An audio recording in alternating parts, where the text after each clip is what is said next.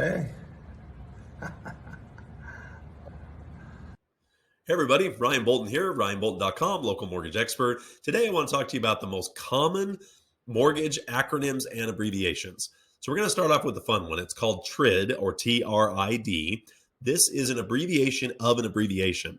So we already have enough abbreviations in our industry, but I always thought it was funny that we had to abbreviate an abbreviation. So TRID is the TILA and RESPA integrated disclosure rule. Some reason they dropped off the rule because it's easier to say TRID, I guess. So TILA is Truth in Lending Act. RESPA, which is the R, is the Real Estate Settlement Procedures Act. They integrated those two things together to kind of streamline some of the rules that were very similar. And it was part of the '08 stuff, is they felt that people were being misled with not having a streamlined or an integrated disclosure as far as what they were quoted at the beginning of a transaction versus what they were quoted at the end. So we used to have these, what they called good faith estimates, that were just kind of random through every mortgage company. There were some software programs a lot of us used that were kind of similar looking forms, but basically the government stepped in and said, okay, we're going to streamline this, have the same form for everybody, and they're going to make waiting periods. We're going to hold people to their quoting. So there's a comparison to be between what you get at the beginning with the loan estimate and what you get at the end, which is called a closing disclosure, also known as a CD, not a compact disc, a closing disclosure. So another abbreviation is the LENCD. That's part of what this TRID Act did. So within TILA, which is Truth in Lending Act, we have another abbreviation that is common out there called APR. Now, APR is in a couple other industries, but it's very crucial in the mortgage industry. So APR is annual percentage rate. So whenever you see this, this is the interest rate you're getting and the fees to get the loan rolled into this percentage term. This is a way you can shop your interest rate, because if somebody quotes you a 6% rate, but it costs you $2,000 more to get that rate than another lender, this allows you to kind of shop those interest rates with one solid number. I don't know many people that actually ask for an APR. They ask for what the rate is on the loan. But it's a way for us as lenders, anytime we advertise an interest rate, we have to put that APR on there as well. So that's why you see a lot of lenders that are not advertising the interest rate. It isn't because they're trying to be sneaky with their rates. It's because, one, rates change every single day, so it's tough to stay on top of that. But you also have to disclose that APR as well that can change dramatically depending on the type of loan. So there's all these laws that are governed within TILA that you have to be aware of how you do your interest rate advertising. Plus, I find a lot of times that the interest rate that's advertised, whether it's a car loan or a mortgage loan, is the best rate they can possibly get, which about 2% of the population can get in the first place. You know, you see billboards or you see advertisements online. They're advertising this really low interest rate, and then you look at the fine print, and it's an 800 credit score. It's 30% down. It's 10 years on the job. It's a debt ratio at 10%.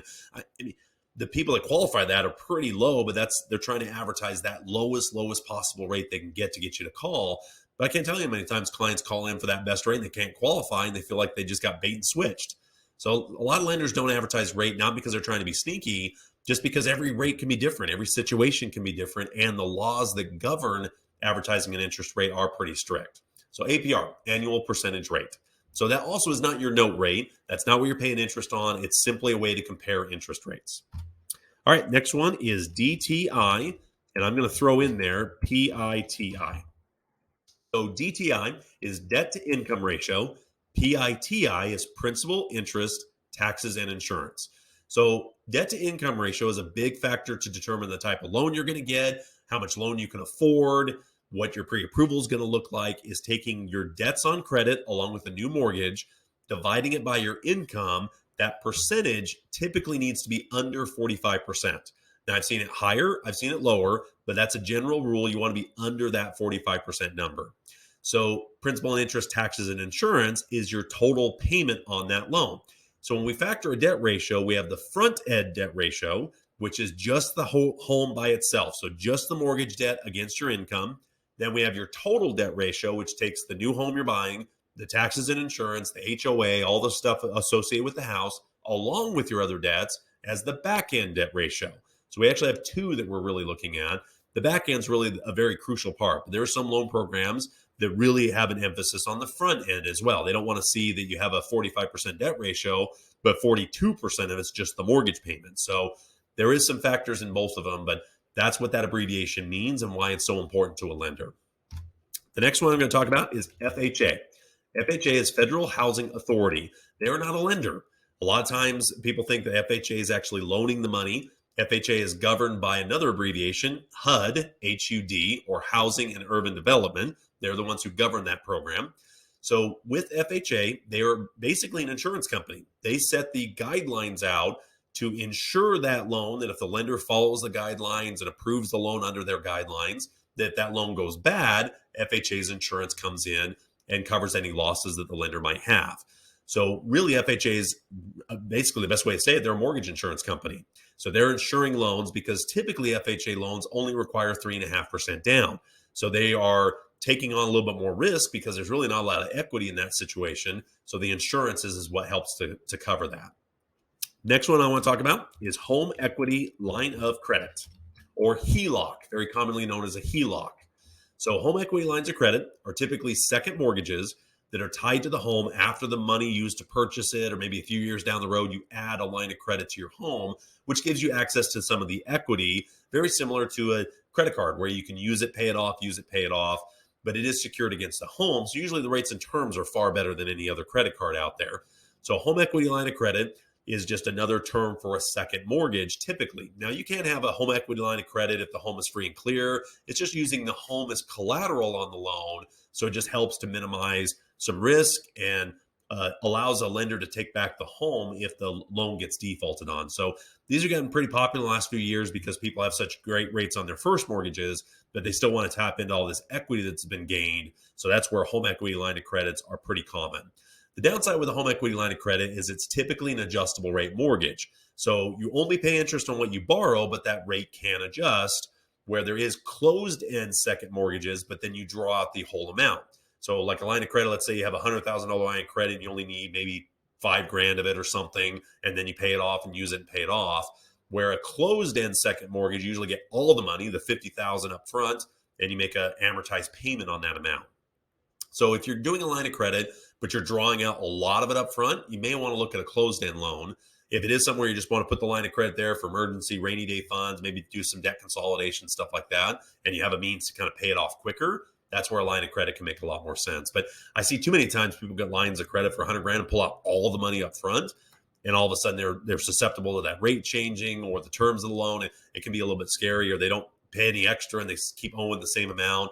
So just be aware of how those loans actually work. All right, next one is LTV.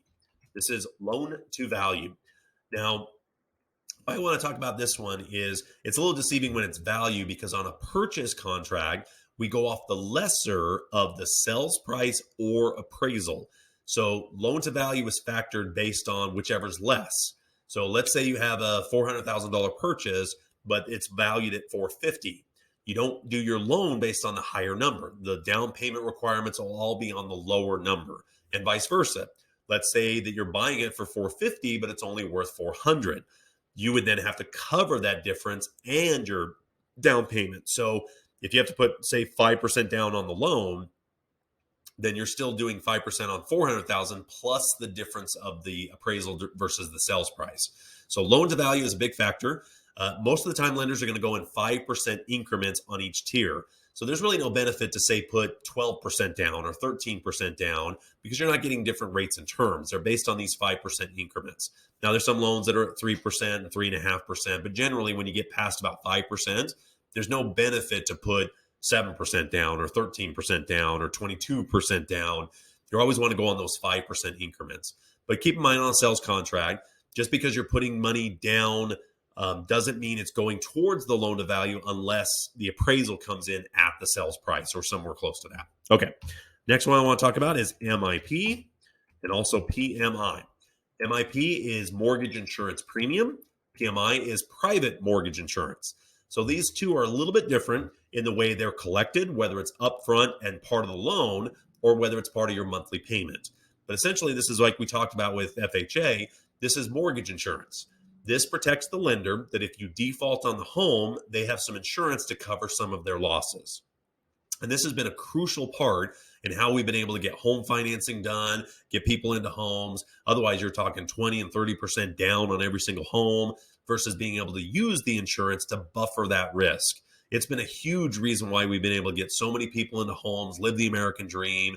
Now, there may be some downsides with that too. Maybe that's accelerated appreciation or made homes less affordable, but it is something where I think it's done way more good than bad by having mortgage insurance. Now, how do you get rid of it? Mortgage insurance is always something that kind of a necessary evil. Everybody hates it kind of thing. But like I said, I think it's done more good than bad. If you have an FHA loan, you can't get rid of it unless you put more money down when you first bought the home. Otherwise, it's for the life of the loan. I think it was 2013, I believe, they changed that rule that said you have to keep the mortgage insurance for the life of the loan, meaning the only way you get rid of it is selling or refinancing the home. With conventional loans like Fannie Mae, Freddie Mac, other lenders, if they have the private mortgage insurance, they have other options. You can either buy out the mortgage insurance right up front. So you wouldn't even need monthly mortgage insurance if you just buy it out at the beginning. So you can put 5% down, pay the fee, and get rid of the mortgage insurance, which is far less than putting 20% down. If you decide to go with the monthly option, almost all mortgage insurance companies require you keep it at least 5 years, regardless of loan to value or any of those factors. They want you to keep it at least 5 years. After the 5-year mark, you have to be under 78% of the value of the home, typically at the day you bought it, not what the current value is. Most lenders, most mortgage insurance, they want you to keep that on there. They don't want you to drop that off because it's an added protection. It's an added thing that they can have on there. It's not like they're trying to make more money on it. The mortgage insurance company's making it. The mortgage company isn't making any money on that. The insurance company is to cover their losses. But the mortgage company wants it on there because if something does go wrong, they've got that insurance to help them. So keep that in mind. A lot of times people will try to use a new appraisal to show that there is that 22% difference. Most lenders, most mortgage insurance companies go off of the original price you paid for it. So unless you're really accelerating or paying the loan down, you typically can't get rid of it. Most of the time, it's at least 10 years. So you have to keep at least 5 years. You don't have to keep it more than 10 if you can have that separation again between the price and the loan amount and the actual value at the time you first did the loan. So I hope this was helpful. If you can think of any other acronyms or abbreviations that are pretty common, please post it in the comments. Please like and subscribe. Ask questions, comments. I have a Q&A section on our website here as well on YouTube. Then I also do a podcast called Clear to Close, where we dive a little deeper into these topics and help and buy and sell. But I hope you found this interesting. I hope you found it entertaining. And these are the most common abbreviations and acronyms in the mortgage industry. If you ever need a home loan, I'm licensed in Utah, Nevada. I'm right here in southern Utah in St. George, Utah. If you ever need help with a home loan, check out ryanbolton.com, where you can go onto my calendar or apply right there on my website. Hope you had a wonderful day and hope you found this entertaining.